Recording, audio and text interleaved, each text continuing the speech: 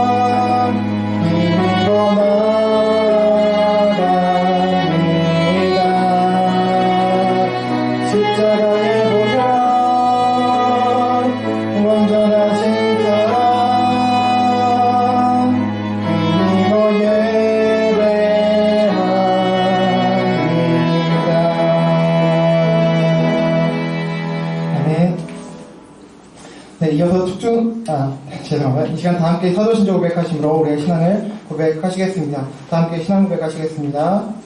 시작. 나는 전능하신 아버지 하나님 천지의 창조주를 믿습니다. 나는 그의 유일하신 아들 우리 주 예수 그리스도를 믿습니다. 그는 성령으로 잉태되어 동정녀 마리아에게서 나시고 본디오 빌라도에게 고난을 받아 십자가에 못 박혀 죽으시고 장사된 지 사흘 만에 죽은 자 가운데서 다시 살아나셨으며 하늘에 오르시어 전능하신 아버지 하나님 우편에 앉아 계시다가 거기로부터 살아있는 자와 죽은 자를 심판하러 오십니다. 나는 성령을 믿으며 거룩한 공교회와 성도의 교제와 죄를 용서받는 것과 몸의 부활과 영생을 믿습니다. 아멘. 네, 이어서 촉출 순서가 있겠습니다. 마음으로 함께 정리하도록 하겠습니다.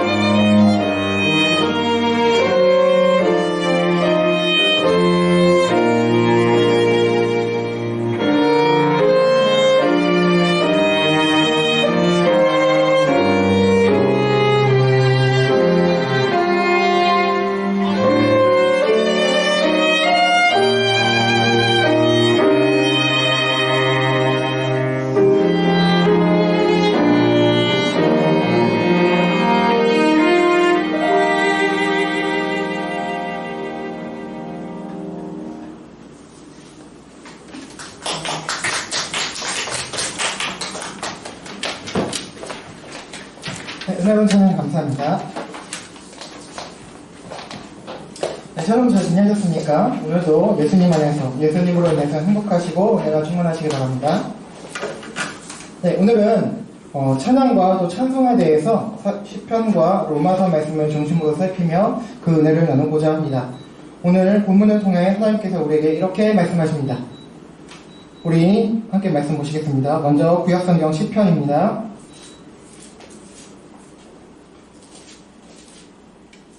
우리 구약성경 시편 맨 마지막 편이죠. 150편 1절에서 6절 전체를 같이 보시겠습니다.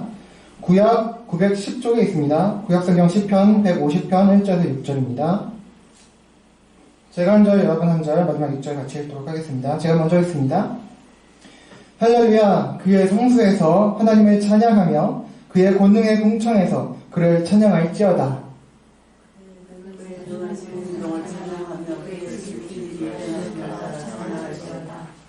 나팔 소리로 찬양하며 비파와 수금으로 찬양할지어다.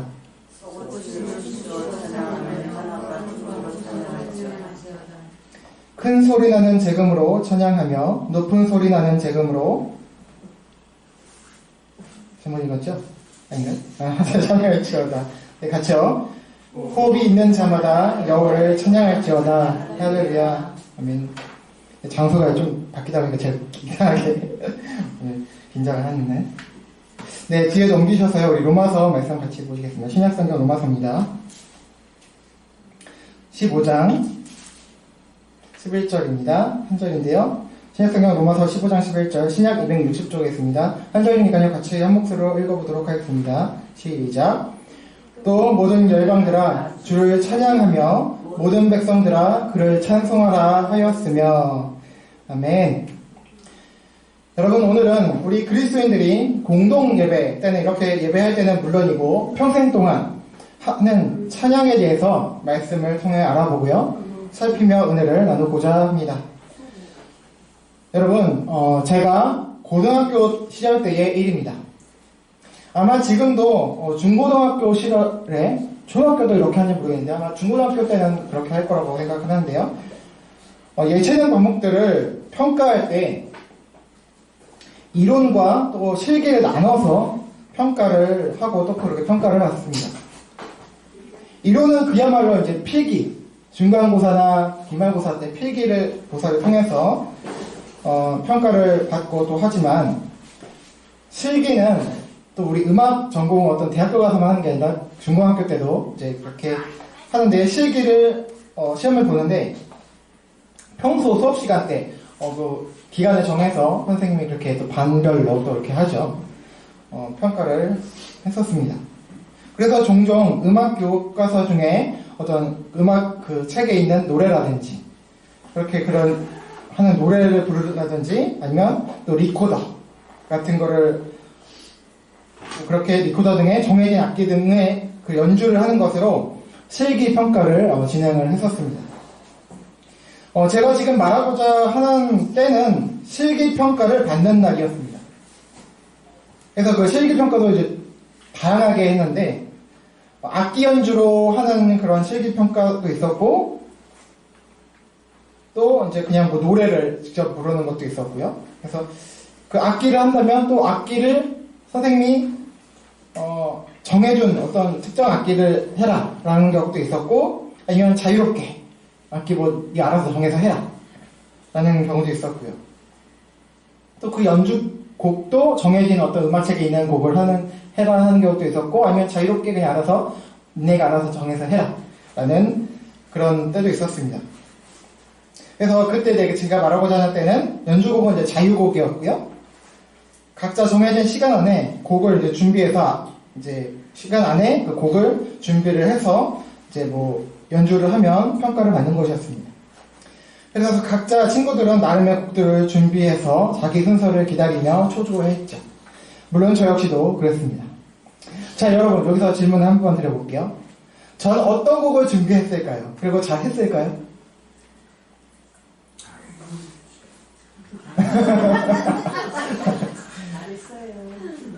제 마음속으로는 자 어떤 곡을 준비했냐면 역시나 복음성가 특히 제목 자체가 축복성인 때로는 너희 앞에 이거잖아요. 그 노래를 생각은 하고 있었습니다. 그래서 교회당도 아니었지만 학교인데도 불구하고 교회당도 아니었지만 그 곡을 생각을 했었고요. 뭐 준비했다기보다 생각을 했었고 그래서 그거를 하고 싶었어요. 그래서 뭐 실기 시험이든지 뭐 점수든지 그거는 별로 저는 관심 별로 없었고요. 뭐 점수 그것도 별로 관심도 없었고 그저 전 그 곡들을 연주하면서 하나님을 찬양하고 또 동시에 제 친구들을 축복하는 축복송이니까 제 친구들을 위로하고 축복해주고 싶었습니다. 당시 전교에 이미 예수쟁이라고 소문이 나 있었던 만큼 선생님이나 친구들이나 아마 저 주윤호는 아마 찬양을 기독교 음악을 할 거라고 생각했을 것입니다. 자, 그럼 여기서 다시 한번 질문을 드릴게요. 자, 제가 그 보험성과 축복성을 연주했을까요? 네, 뭐라고요? 자, 어땠을 것 같으세요?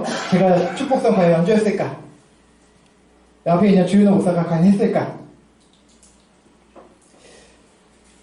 네, 친구들과 선생님과 그리고 지금 여러분들의 기대와는 달리 전 복음성가를 한 구간도 연주하지 못했습니다.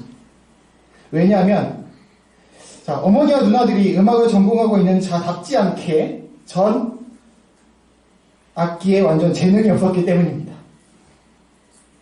좀 부끄럽게도 선생님께 악기를 전혀 다루지 못한다고 해서 꿈꿔왔던 그런 장면은 연출하지 못했고 또 선생님의 요구대로 그렇게 그냥 너 그래 못하니? 알았다 그냥 음이나 소리만 내라 라고 해서 그저 피아노니까 도레미파 솔라시도 라고 소리만 내고 누르면 소리가 나니까 그렇게 기본 점수만 받고 말았던 기억이 있었습니다. 자, 이렇게 멋진 장면을 연출하지 못했고 조금은 부끄러운 장면을 연출하고야 말았지만 그럼에도 저는 평소에도 그랬고 고교 시절 내내 친구들 앞에서나 어디서나 찬송을 듣고 또 찬송을 부르고 그냥 입으로 중얼중얼 하면서 또 찬양을 했고요. 또 편지나 그 당시에 또 핸드폰이 있었기 때문에 지금 이제 스마트폰 아니까 폴더폰이었지만 핸드폰 문자 등을 통해서 가능한 많은 사람들에게 축복의 메시지, 찬양 가사든지 아니면 성경 말씀이라든지 이런 걸 문자로 보내주고 하면서 축복하기도 했습니다. 이렇게 찬양은 그 당시에도 지금은 조금 잘 못하지만 제 삶의 일부였던 것이죠. 여러분, 제 찬양과 관련한 짧은 에피소드 경험 일부를 소개해드렸습니다만 그리고 비록 조금 아쉬운 결말이긴 하지만 그리스도인 된 저와 여러분은 공동 예배 때는 물론이고 평생의 삶 가운데 평소에도 찬양하면서 사는 인생이 되었습니다. 언제부터인가 공동 예배에 관련해서 설교 또는 그 설교 시간에 대한 비중과 평가가 높아졌습니다. 그래서 어느 교회당이 좋다, 은혜롭다 할 때는 보통 뭐 설교가 좋다, 나쁘다 라고 말을 많이 하죠. 그래서 설교가 좋으면 가게 되고 좀 설교가 좀 시원치 않다 그러면 많은 사람들이 좀 꺼려하는 그런 경향이 생겼어요. 제가 어떤 교회당을 평가할 때 설교를 기준으로 많이 평가를 하게 되는데요. 자, 그렇지만 사실 공동예배의 찬양의 비중 또한 설교 못지 않게 높습니다. 우리 서평교회당에 약 1시간 내외의 공동예배만 해도요, 우리 교회당 예배만 해도 찬양 시간이 4차례 안에 있죠. 우리 앞에 시작할 때 찬양했고 방금 우리 특조를 통해서 찬양했습니다. 예배 시작 시 시작 찬송, 그리고 특조 찬송, 그리고 좀 이따가 설교 끝나고 하는 우리 설교 주제 찬송이 있고, 그리고 마침 때 하는 마침 찬송이 이렇게 4차례나 찬송 시간이 있습니다. 그리고요, 전통적인 예배 순서를 보면요, 이 찬양 순서가 더 많습니다. 더 길고요. 우리 교회당에는 두지 않았고 없지만 찬양, 소위 성가대라가 불리는 찬양대에 찬양을 포함해서 전통적인 예배의 경우 찬양 순서가 최소 5차례나 있고요. 교인들과 또 회의를 하는 시간에도, 또 공동의회라고 하는 회의를 하는 시간에도 아마 여러분 경험하신 분도 있을 거예요. 성경 봉독을 하고 또 찬양을 합니다. 시작과 끝에 항상 그렇게 하고 시작하고 항상 그렇게 끝맺습니다. 그렇게 할 정도로 이렇게 찬송은 우리 공동예배 순서에도 매우 많이 비중을 차지하고 있고요. 그리고 우리 삶에도 많이 있는 것이 찬양입니다. 이렇게 우리 그리스도인들에게는 최소 공동예배에서부터 찬양과 때려야 뗄 수 없는 관계를 가지고 있습니다. 그렇다면 찬양이란 무엇이기에 이렇게 중요시되고 있을까요? 자, 이제 오늘 본문 시편 150편 1, 2절을 다시 보시겠습니다. 우리 다시 한번 읽어보실게요. 시작! 할렐루야! 그의 성소에서 하나님을 찬양하며 그의 권능의 궁창에서 그를 찬양할지어다. 그의 능하신 행동을 찬양하며 그의 지극히 위대하심을 따라 찬양할지어다. 아멘. 여러분, 시편 150편은 우리가 익숙하게 들어왔고 또 말하고 있는 할렐루야로 시작하고 있습니다. 물론 그 전에 몇 개 편에서도 다 할렐루야로 시작하고 있습니다만, 특별히 이 150편에서 할렐루야로 시작하고 있는 것을 우리 보실 수 있습니다. 자, 할렐루야 무슨 뜻일까요? 우리가 많이 얘기하고 말하고 선포하고 또 하는데 할렐루야 무슨 뜻일까요? 자, 이 할렐루야라는 말은 히브리어거든요. 히브리어로 할렐루라는 말과 야라는 말의 합성어입니다. 자, 할렐루는 무슨 뜻이냐면 너희는 찬양하라 라는 뜻이고요. 야는 여호와, 야훼라는 뜻을 가지고 있습니다. 그래서 이것을 붙여 말하면 할렐루야는 너희는 하나님을 찬양하라 또는 찬양합시다 라는 뜻을 가지고 있는 것이죠. 자, 그러면서 1, 2절에서 할렐루야 너희는 하나님을 찬양하라 라고 하면서 우리가 찬양하는 대상과 내용, 그 이유와 함께요, 언제, 어디서 찬양하는지를 간단하게 말씀하고 있습니다. 자, 1절에서 먼저 찬양의 대상, 그리고 찬양하는 장소와 시간을 말씀하고 있죠. 자, 대상은 누굽니까? 할렐루야. 다름 아니라 하나님이십니다. 우리를 창조하시고 구원하신 주 하나님을 우리는 찬양하고 찬양해야 합니다. 그리고 찬양하는 장소와 시간을 말씀하고 있는데요. 그의 성소와 그의 권능의 궁창이 소개되고 있습니다. 자, 성소는 구약에서 하나님의 임재의 상징적 장소였던 성막 및 성전을 가리킵니다. 이는 먼저 어떤 종교적인 의미의 장소에서 찬양하라는 것을 말씀하고 있습니다. 자, 그리고 궁창은요, 창세기 1장에서부터 등장하는 장소죠. 어떤 장소입니까? 이것은 문자적으로는 하늘을 말하는 것입니다.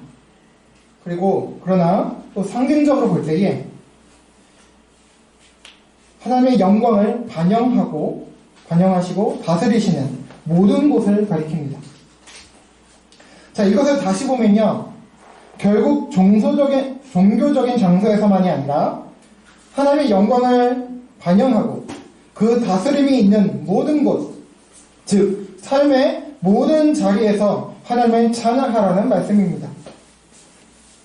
그리고 성소라고 말씀하고 있는 이 곳도, 자, 구약에서는 성막과 성전만 성소라고 보통 칭해졌어요.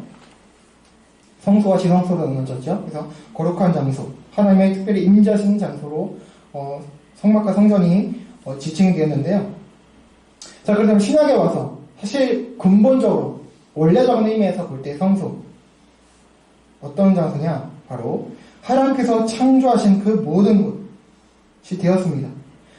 이것은 어떻게 되냐? 예수 그리스도로 말미암아 어떤 특정한 장소가 아니라 하나님께서 창조하신 그 모든 것, 계신 곳, 다스리시는 모든 것, 어떤 곳입니까?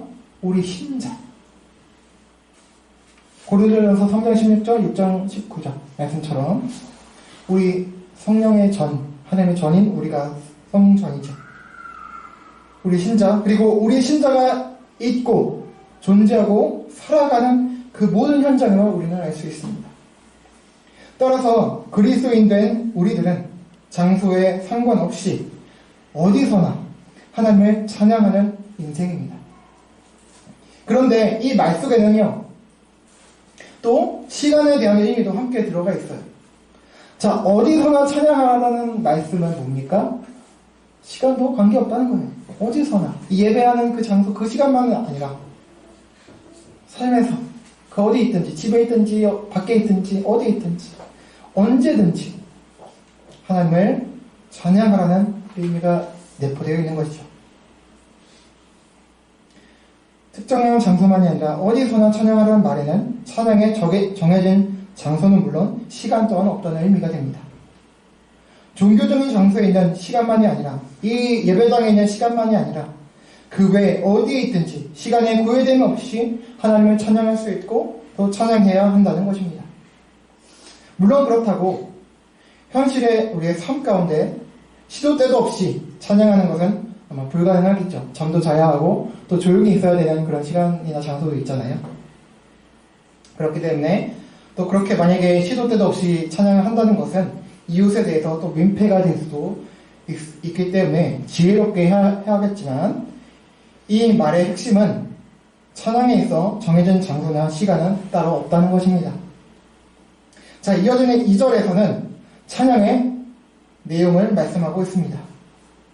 하나님의 능하신 행동, 그의 지극히 위대하심을 찬양하라는 것입니다.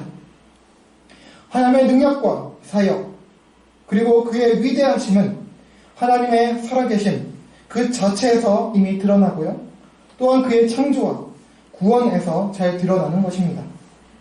이 세상과 우리 자신을 포함한 모든 생명을 창조하시고 보존하시고 구원하시며 역사를 이루어 가시는 하나님과 그분의 사랑과 공의, 또 은혜, 또 그의 선하심과 인자하심을 우리가 알게 될 때 우리는 찬양할 수밖에 없고요.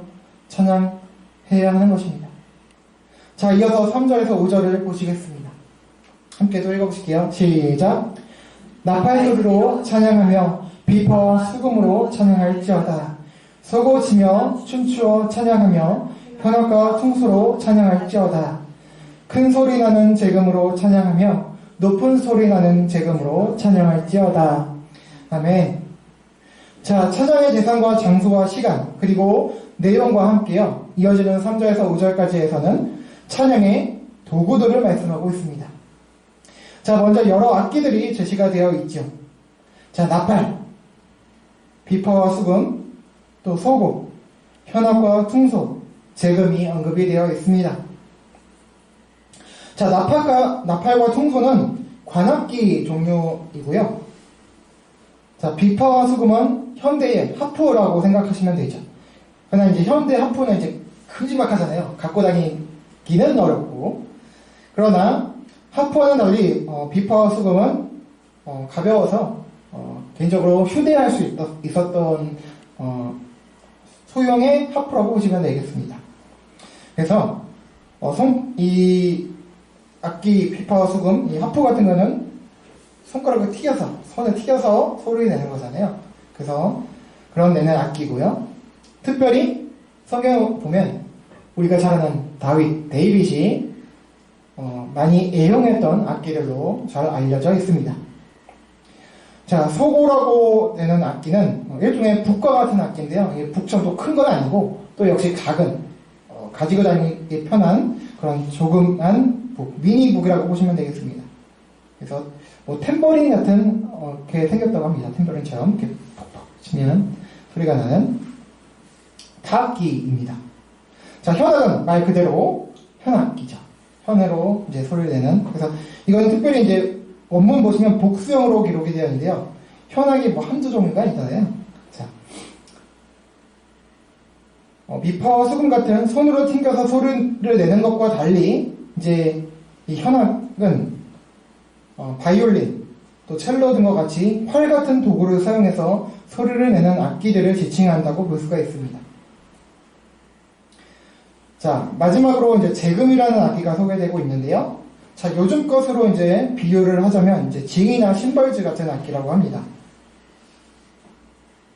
자, 그래서 이 구절들의 이제 핵심은 여기에 나와 있는 악기들만 사용해야 된다. 그런 게 아니고 어떤 악기든지 모두 사용해서 하나님을 찬양할 수 있다는 것입니다. 자, 여기 이제 좀 아쉽게도 피아노 같은 게 언급이 안 되어 있는데요. 이제 피아노나 드럼 등이 언급이 안 되어 있어서 아쉬운데, 만약 당시에 이런 피아노나 드럼 같은 악기가 있었다면 언급이 되었겠죠. 그러나 그 당시 피아노가 없었기 때문에 언급이 안 된 것 같습니다. 그래서 피아노나 드럼 등도 사용 가능한 악기다라는 거죠. 하나님을 찬양하는 도구로 얼마든지 사용할 수 있다. 그런 것입니다. 그래서 아까 방금 좀 전에 했던 것처럼 우리 반주자들께서 피아노를 통해서, 현악기를 통해서, 공경예배를 통해서 찬양하고, 또 여러분 중 또 대다수 우리 아끼시는 음악가 집안들 있으신데, 악기를 전공하시는 분들은 자신의 전공 악기를 통해서 하나님을 찬양할 수 있게 되는 것입니다. 자, 그런데요, 여기 특이한 점이 한 가지 있는데요. 4절에 보면 악기들만 찬양의 도구로 나와 있지 않죠. 한 가지 특별한 게 있습니다. 뭔가요? 춤추어 찬양하며. 자, 어떤 물질을 도구로 이용해 찬양할 수 있지만 역시 우리의 몸으로, 춤으로 하나님을 찬양할 수 있고요, 찬양할 수 있다는 것입니다. 악기도 마찬가지입니다. 꼭 그걸 잘해야지만 하나님께 찬양이 되고 그런 것이 아니라 춤을 못 춰도, 박치고 몸치고 해도 춤을 춰서 마음을 함께 그 기쁨을 올려드릴 수 있는 거죠. 자, 교회 역사를 보면요, 이 춤에 대해서 부정적으로 여겼던 때가 있었어요. 그래서 막 춤을 추고 막 하나님을 찬양한다고 하면 핍박을 했어요. 심지어 춤을 추는 사람들을 잡아다가 막 발목을 자르는 일도 있었다고 해요. 오해죠, 편견. 아마 춤을 춘다고 하면 약간 그 당시 문화 좀 방탕했던 사람들 때문에 그런 문화의 영향으로 인해서 춤을 좀 나쁘게 보는 것이 받지 않았을까라는 추측은 됩니다. 그리고 역시 또 악기도 마찬가지. 지금 또 약간 그런 경우가 있는데, 뭐 아까 말씀드린 드럼을 친다던가 기타를 친다던가 피아노를 친다던가, 이전에 그런 경우가 많았죠. 사탄의 악기다. 그래서 예배 때 그렇게 드럼 이런 거 못하게 하고 기타 못 치게 했던 그런 또 시절이 있었습니다. 다 편견과 오해에서 비롯된 것이었죠. 자, 그렇지만 성경은 분명히 춤을 통해서도 하나님을 찬양할 수 있고 모든 악기를 통해서 다 찬양할 수 있다고 말씀하고 있습니다. 그리고 또 그렇게 해야 한다고 말씀하죠. 그래서 이게 3절에서 5절 등의 근거에서 우리가 잘 아는 복음성가 하나가 있죠.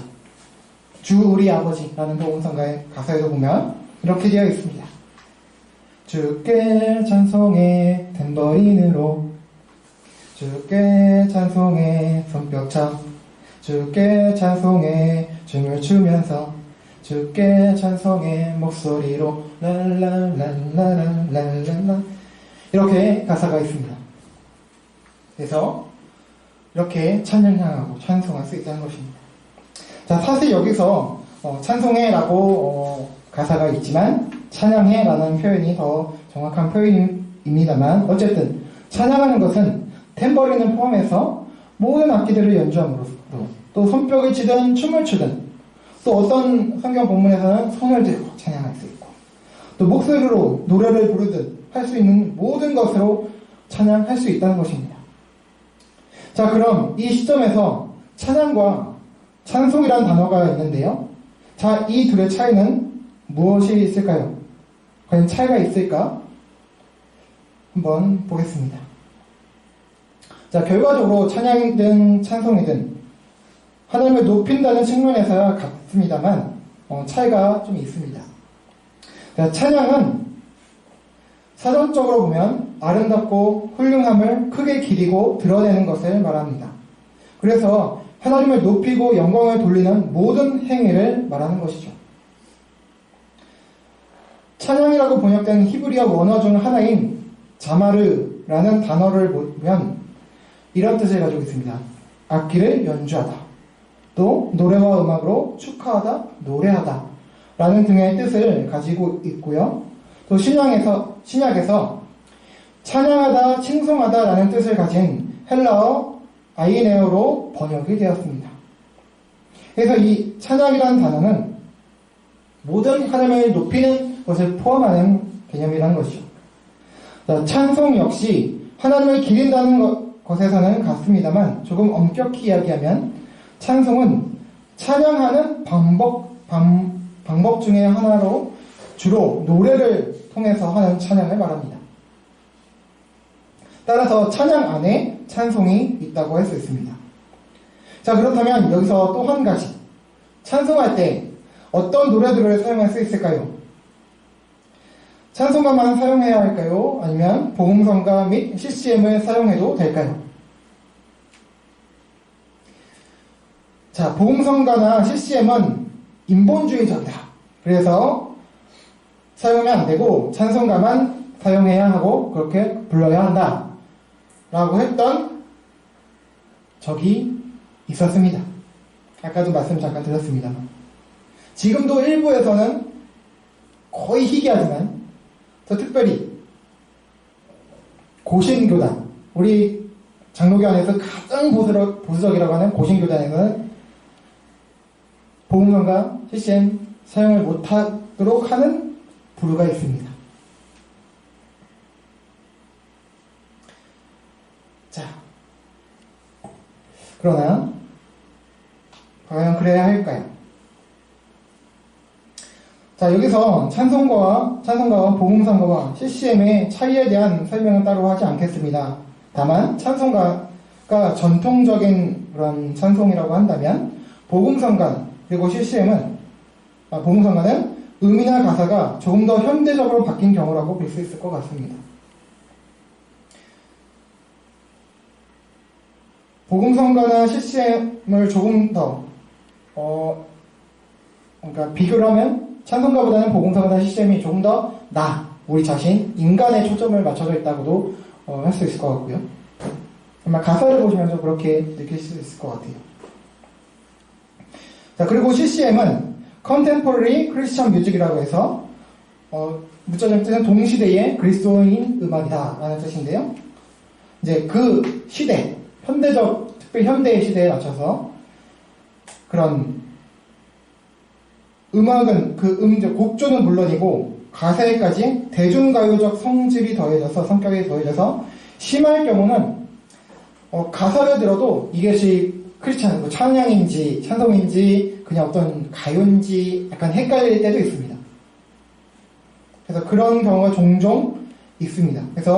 그리고 또 보통 CCM은 박자가 빠르고 음이 빠른 쿵쾅쿵하고 그런 경우가 많아서 따라 부르기가 어려운 경우들이 좀 종종 있습니다. 그래서 CCM이라는 것이 아무래도 동시대, 그 시대, 특별히 현대 그리스도인들의 음악이라는 뜻을 가지고 있기 때문에 그 시대성을 따라가는 느낌도 없지 않아 있습니다. 그러나 사실 찬송가도 보면요, 작사, 작곡된 당시로서 봤을 때 그 시대의 음악이었습니다. 그 시대의 CCM이었습니다. 심지어 여러분 아실지 모르겠는데 그 안에도요, 찬송가 안에도 그 음을 볼 때 어떤 나라의 국가가 또 들어가 있어요. 아실지 모르겠습니다. 시온성과 같은 교회의 대표적인 찬송가죠. 그것도 어떤 나라의 국가죠. 그 음조만 보면, 그 곡조만 보면 거기에 대한 가사만 찬송의 가사를 붙인 겁니다. 따라서 교회 역사에서 볼 때 드럼이나 기타로 찬양하거나 또 춤을 춰서 찬양하거나 또 복음성가나 CCM으로 찬양하는 것은 사탄이 좋아한다고 하거나 또 인본주의적이라나 해서 금지한 경우가 있었는데 이런 경우들은 모두 찬양과 또 찬송에 대한 오해 및 편견으로 인한 것이었고 또 어떤 것을 이용해서도 다 찬양할 수 있음을 우리는 이미 본문의 말씀을 통해서 확인할 수 있습니다. 심지어 우리는 세상의 노래와 가사를 통해서도 찬양을 충분히 할 수 있어요. 세상의 대중가요를 통해서 비신자들은 사람들, 그냥 연예인들 간의 노래라고 인식할지라도 우리 그리스도인들의 시각에서는 때로는 그 대중가요조차 하나님을 노래하고 그 속에서 하나님의 임재나 사랑을 느낄 수 있게 하는 때가 있습니다. 그 이유는 우리가 이미 예수 그리스도로 거룩해진 자들이기 때문에 우리 삶의 것들까지 그리스도 안에서 거룩하게 되었기 때문입니다. 죄를 짓는 것이 아니란 말이죠. 예를 들어서요, 제 경험이기도 합니다만, 여러분 트로트 좋아하시나요? 트로트 중에 예전에 한번 소개해드린 적 있을 것 같은데, 여러분 무조건이라는 트로트 잘 아시죠? 당신을 향한 나의 사랑은 무조건이냐. 이거를 제가 어느 순간 딱 듣는데, 이 트로트 대중가요로 들리는 게 아니라 갑자기 하나님께서 저를 향한 그 사랑의 말씀처럼 들리는 거예요. 너를 향한 나의 사랑은 무조건이야. 태평양을 건너 인도양을 건너 세상을 건너서 네가 부르면 언제든지 나는 달려갈 거야. 너와 함께 할 거야. 라는 그 주님의 나를 향하신 그 사랑의 말씀으로 들리는 거예요. 그리고 또 거꾸로 제가 사실은 무조건 하나님을 그렇게 사랑하지 못하지만 솔직히 말해서 현실적으로 그럼에도 불구하고 이 대중가요를 통해서 저 또한 하나님께 그 사랑을 고백했던 때가 있었습니다. 마치 나 무엇과도 주님을 바꾸지 않으리 보험성가 가사처럼 비록 사실 그렇게 살지 못하고 있지만 이 대중가요를 통해서 하나님의 사랑을 느끼고 또 그렇게 고백했던 때가 있었던 것처럼 때로는 우리가 세상 일을 하면서 아무것도 아닌 것 같지만 그 가운데 자연 만물을, 그 생태계 만물을 보면서 하나님의 사랑을 느끼기도 하고요. 우리 살면서 정말 살아계신 그 하나님의 임재를 느낄 때도 있다는 것이죠. 그래서 찬양하고 기도하고 고백할 수 있다는 것입니다. 물론 이 대중가요를 공동예배의 찬양으로 사용하기엔 좀 어렵겠죠. 그렇지만 개인적 측면에서는 충분히 찬양이 될 수 있다는 것입니다. 자, 이렇듯이 우리 그리스도인들의 삶은 찬양으로 가득 찼다고 할 수 있습니다. 이와 관련해서 더 나아가 찬양의 동기와 원인에 대해서도 살펴볼 수 있을 것 같습니다. 자, 우리가 찬양한다, 찬송한다라고 할 때 보통 좋은 일, 또 감격스러운 일, 영광스러운 일 등만을 찬양의 동기나 원인으로 보통 생각합니다. 그러나 그렇지 않다는 것이죠. 오늘 본문으로 살펴보고 있는 이 시편 150편은 시편 전체의 결론이라고도 할 수 있는데요. 시편 전체를 보면 시편 기록자들이 좋은 일만 있을 때만 노래하지 않았고요. 찬양하지 않았습니다. 자, 시편에 보면요. 시편 전체가 찬양이라고 할 수 있는데, 찬송이라고 할 수 있는데, 영광과 또 하나님의 구원을 노래하는 경우들도 많지만요. 슬퍼하고 탄식하는 노래들도 꽤 많습니다. 때로는 불평하고 원망하는 노래들도 있다는 것이죠. 찬양, 찬송이라는 것이 꼭 좋고 영광스러운 일에 대해서만 하는 것이 아님을 알려줍니다. 슬프고 탄식하고 때론 불평하고 원망하며 그래서 간구하는 것들이 찬양이 될 수 있는 이유는 그 전제가 바로 하나님의 능력과 사랑과 공의, 약속을 믿고 신뢰하는 것이기 때문입니다. 또한 성경에 많은 하나님의 사람들은 좋을 때만, 평화로울 때만 찬양하지 않았습니다. 고난과 핍박 중에 있을 때, 심지어 목숨이 위태로울 때도 그들은 찬양했습니다. 사도행전 16장 25절을 보시면 PPT는 없습니다. 자, 사도 바울과 그의 동역자 실라가 하나님을 찬송했다고 기록되어 있는데요. 그런데 여러분, 바울과 실라가 그 당시 찬송했던 그 장소가 어딘지 아십니까? 바로 감옥이었습니다. 예수 그리스도를 전한다고, 복음을 전한다고 잡혀와서 갇혔던 것입니다. 고난과 핍박, 억울한 상황 속에서도 그 어디에서든 찬양하고 찬송했던 그리스도인들이었던 것입니다. 그 이뿐만이 아니고요. 여러분, 찬양은요, 여러 개도 또 있는데요. 우리 그리스도 간에 교제하는, 아까 제가 고등학교 시절 하고 싶었다던 그 축복성, 서로 형제자매로 축복하고 또 위로하고 격려하는 그 노래도 하나님을 찬양하는 것이 될 수 있습니다. 그 위로하고 격려하고 축복하는 것이 그 전제가 바로 하나님의 사랑이기 때문이죠. 하나님의 위로가 우리에게 있기 때문입니다. 또 우리가 잘 아는 복음성가처럼 형제의 모습 속에 하나님의 형상 아름다워라. 형제의 모습 속에, 자매의 모습 속에 하나님의 형상이 보인다는 거예요. 하나님께서 우리를 창조하셨고 그 안에 우리 예수 그리스도의 형상이 있다는 것이죠. 특별히 우리 그리스도인들 안에 그 형상이 있다는 것입니다. 그를 통해서 우리가 축복하고 위로하고 격려할 때에 그 가운데 계신 하나님을 높이게 되는 것입니다. 때로는 너희 앞에 어려움과 아픔이 있지만 그 언제 어디서나 하나님을 찬양하는 내 모습, 아름답고 사랑스럽다는 그 축복성 것처럼 결국엔 하나님을 찬양하는 것이 되는 것입니다.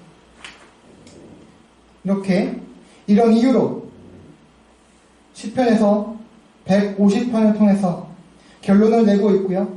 또 그 150편에서도 마지막 6절에서 결론을 이렇게 내고 있습니다. 우리 마지막 시편 150편 6절을 보시겠습니다. 함께 읽어보실게요. 시작. 호흡이 있는 자마다 여호와를 찬양할지어다. 할렐루야. 아멘. 여러분, 시편의 결론이자 시편 150편의 결론은 무엇이라 말씀하고 있습니까? 호흡이 있는 자마다 다 모두 우리 주 하나님을 찬양하라 라고 말씀하십니다. 자, 호흡이 있다면, 살아있다면 모든 이들은 다 찬양하라는 말씀입니다. 그러나 모든 살아있는 자들이라고 그냥 단순히 호흡한다고 하나님을 찬양할 수 있습니까? 노래는 따라 부를 수 있습니다. 그러나 하나님을 찬양할 수 있겠습니까? 하나님을 알지도 또 믿지도 않는, 섬기지도 않는, 하나님을 인정하지도 못하는 사람들은 하나님을 찬양할 수 없을 것입니다. 결국 육체적 생명은 물론이고 영적으로 살아있는 우리 구원받아 믿어서 하나님을 사랑하는 자들만이 진정으로 주 하나님을 찬양할 수 있습니다. 바로 찬양은 우리 그리스도인들에게 주어진 것입니다. 이어서 오늘 또 하나의 본문인 로마서 15장 11절을 마지막으로 보시겠습니다. 우리 함께 읽어보실게요. 시작. 또 모든 열방들아 주를 찬양하며 모든 백성들아 그를 찬송하라 하였으며. 아멘. 이 구절 말씀은 구약 시편 117편 1절을 인용한 말씀입니다. 사도 바울은 이 구절을 통해서 구원받은 모든 성도들에게 하나님을 찬양하라, 그리고 찬송하는 삶을 살아라 라고 권면하고 있습니다. 열방들에게 찬양할 것을 명령하는 말씀을 인용하면서 결국 성도들로 인해서 모든 열방에 복음이 선포되고 증거됨으로 말미암아 기존의 성도들은 물론이고 모든 열방 가운데, 모든 민족과 백성들 가운데 하나님을 찬양하고 찬송하는 것이 가득하게 되기를 소망하며 또 그렇게 될 것임을 간접적으로 말해주고 있는 것입니다. 따라서 우리 그리스도인들에게 찬양은 운명과 같은 것임을 말해주고 있습니다. 사랑하는 여러분, 찬양의 인생 사십시다. 언제든 어디서든 어떤 형편에서든 하나님을 믿고 신뢰함으로 그분을 기리고 또 그분을 높이는 인생 되는 저 여러분 되기를 바랍니다. 악기를 통해서든 몸을 움직여서 춤을 추든 노래를 부르든 무엇을 하든 주 예수 그리스도와 주 하나님 성령님의 창조와 또 구원의 은혜 그리고 그 능력, 그 크고 높으심을 선포하고 드러내는 우리들 되기를 바랍니다. 구역에서 찬양하라고 할 때 히브리어 단어인 아까 말씀드린 할렐루라는 단어는요, 칭찬하다라는 뜻을 또 함께 가지고 있습니다. 하나님을 찬양한다는 것은 곧 하나님을 칭찬해 드린다는 것입니다. 여러분, 우리가 감히 하나님을 칭찬한다니 이 무슨 어불성설입니까? 이상하지 않습니까? 그러나요? 자, 칭찬한다는 것은 어떤 것입니까? 그 대상을 잘했다고 또 선하다고, 맞다고 인정한다는 것을 말하는 것입니다. 여러분, 스스로 존재하시고 이 세상을 창조하시고 운행하시며 섭리하시는 그 능력과 존귀, 그 영광과 또 나를 구원하신 그 은혜와 사랑을 인정하고 칭찬해드리는, 인정해드리는, 그리고 신뢰해드리는 저와 여러분의 되기를 바랍니다. 장소와 시간과 또 도구와 또 조건과 동기를 초월해서 우리의 삶 자체가 찬양이 되길 바라며, 그렇게 우리 인생이 하나님과 이웃을 사랑하는 삶으로 하나님 앞에 찬양이 되며 이웃들에게도 기쁨과 또 위로와 소망과 또 축복이 되기를 우리를 구원하셔서 찬양할 수 있게 해주신 예수 그리스도의 이름으로 간절히 소망하고 축원합니다. 아멘. 함께 찬송하고 기도하시겠습니다.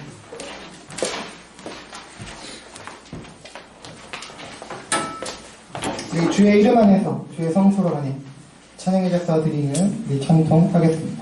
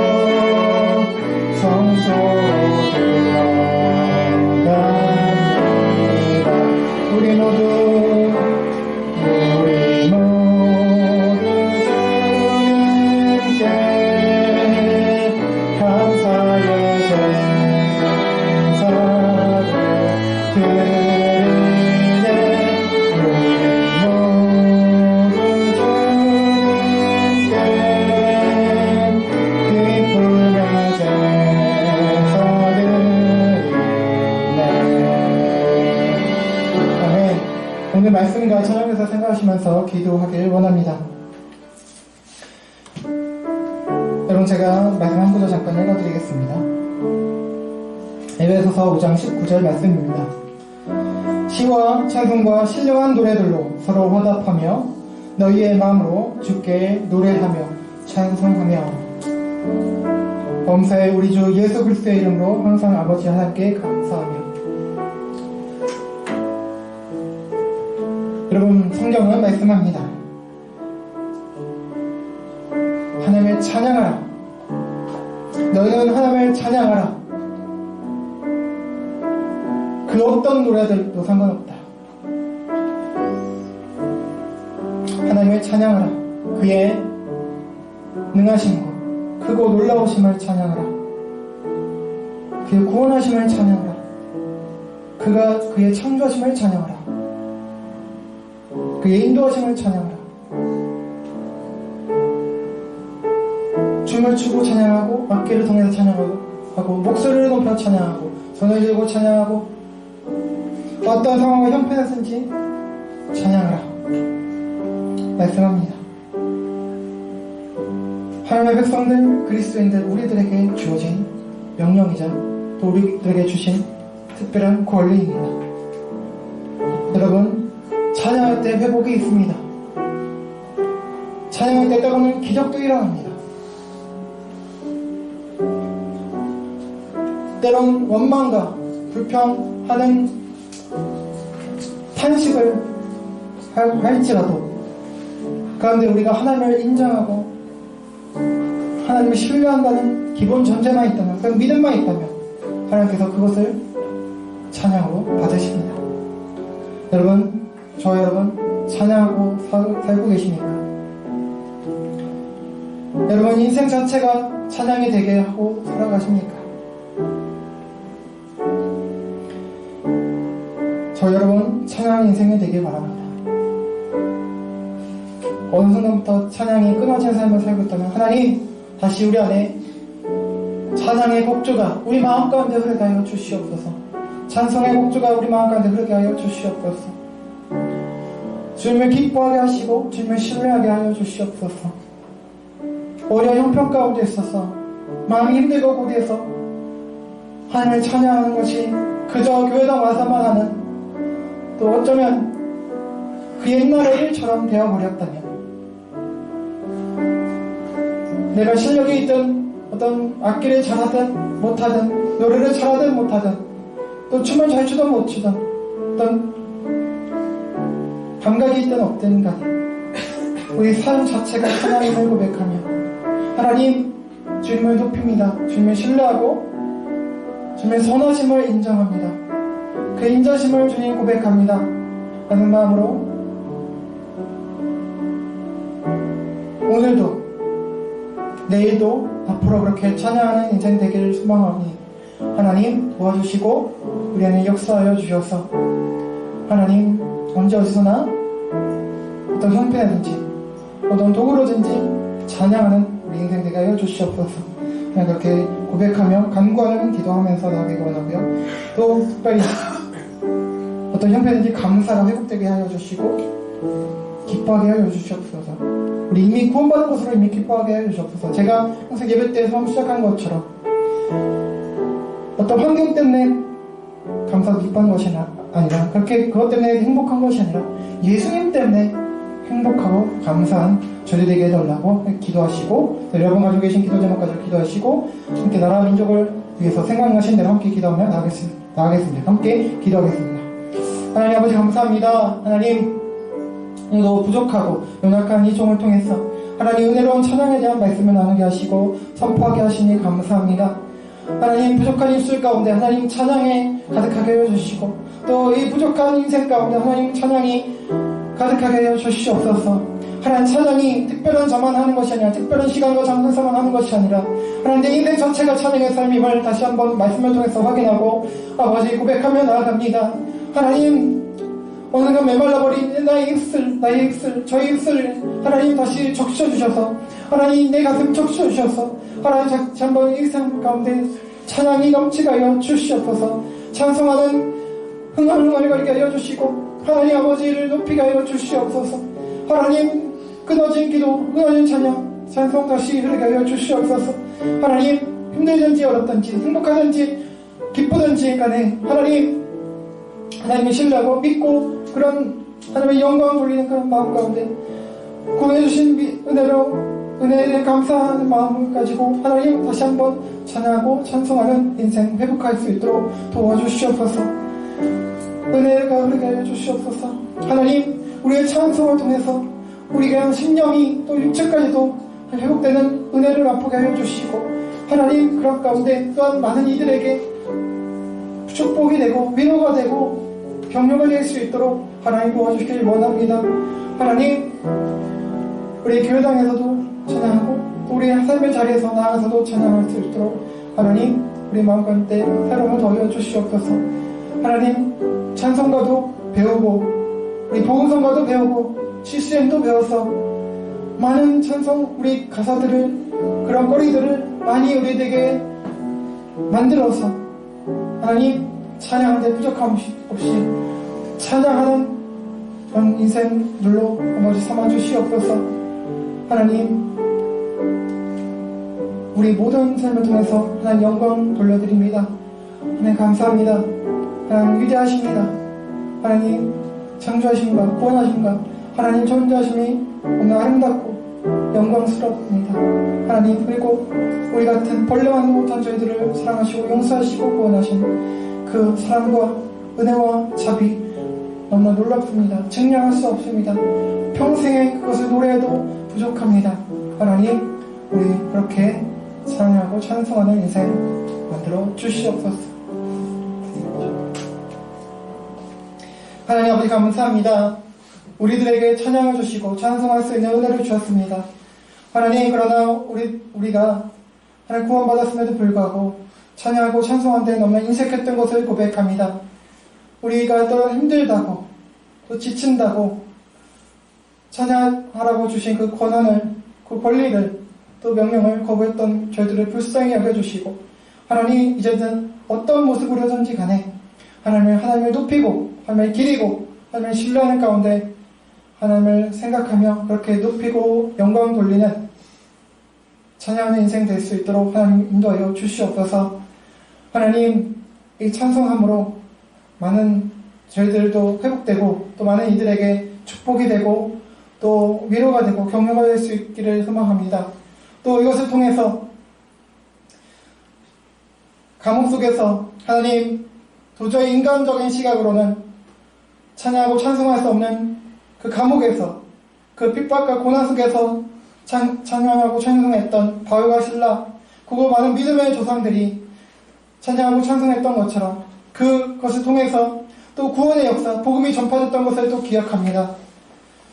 하나님의 위대하심, 그리스도의 위대하심이 드러났던 것처럼 하나님, 우리 부족한 입술과 또 우리 부족한 삶으로 가지각색 어떤 각양 모습을 통해서 찬양하고 찬송할 때에 하나님이 높임 들리시고 또 아버지, 또 그런 통해서 하나님 나라가 확장됨을 고백합니다.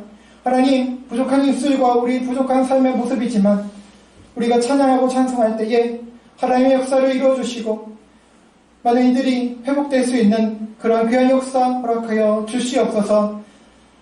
하나님, 또 우리가 찬양할 때에 하나님, 우리가 무엇 때문에 기쁜지, 무엇 때문에 행복한 사람인지 다시 한번 기억하여 어떤 환경이, 조정 환경으로 인해서 기뻐하는 사람이 아니라 오직 예수 그리스도로 인해서 기뻐하고 감사하는 그런 자들임을 다시 확인하고 구원의 감격을 회복하는 시간 될 수 있도록 하나님 찬양의 시간 통해서, 찬송의 시간 통해서 허락하여 주시옵소서. 이 말씀, 모든 말씀 예수 그리스도의 이름으로 간절히 기도합니다.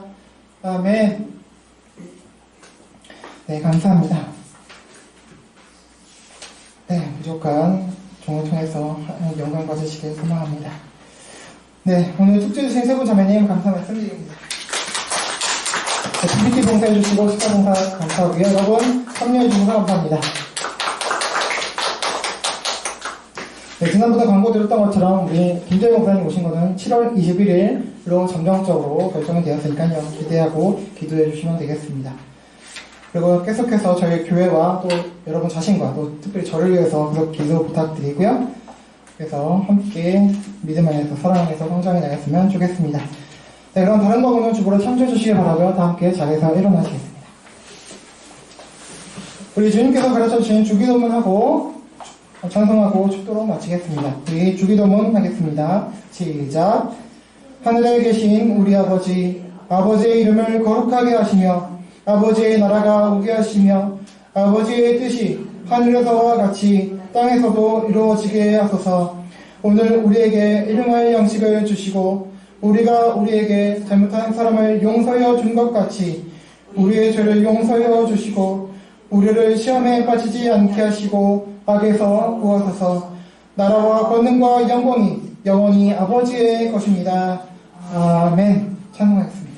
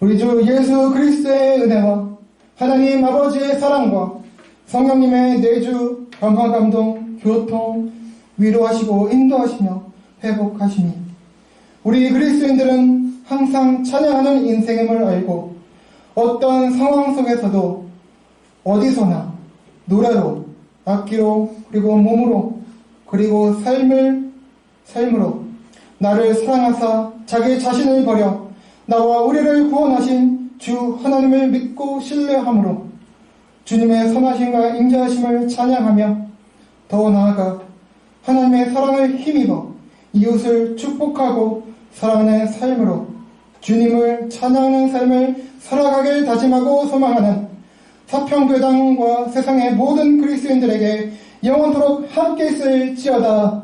아멘.